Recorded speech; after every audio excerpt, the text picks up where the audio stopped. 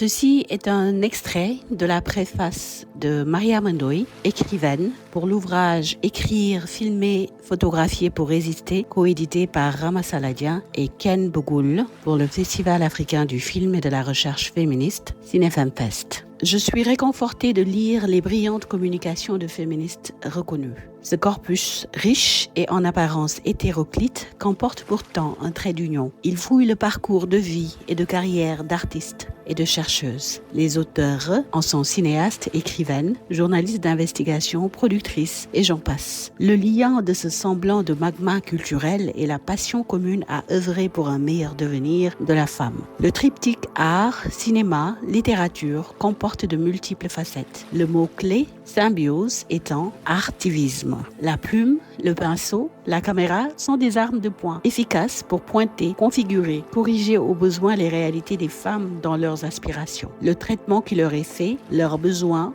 bref, leur destin de femmes dans des sociétés qui se disent modernes mais demeurent patriarcales dans leur fonctionnement. Ces trois instruments sont aussi des atouts majeurs pour défaire des nœuds, des maux qui entravent la femme. C'est là, à mon humble avis, leur trait commun. La peinture, la sculpture, la cuisine, la musique, le cinéma, le théâtre sont des écritures parmi d'autres. La seule ambition de ma préface est d'inciter les lecteurs à croître leur porosité envers de nouveaux affluents culturels nourriciers. Je mesure l'impact que les auteurs de cet ouvrage, à travers leurs actions, ont eu sur la vie de leurs concitoyennes. Leur opiniâtreté a, goutte à goutte, comme une potion acide, fini par ébrécher le granit des mentalités et des attitudes de nombre d'hommes, donc de société. De Safi Faye à Mati Diop, en passant par Eusan Palsy, les femmes noires au cinéma ont fait leurs preuves. Cela n'enlève rien à la perspicacité courageuse de Calista Si, frondeuse devant les préjugés. La même conviction têtue chez Codebop, journaliste et chercheuse, qui n'hésite pas à se faire pour vivre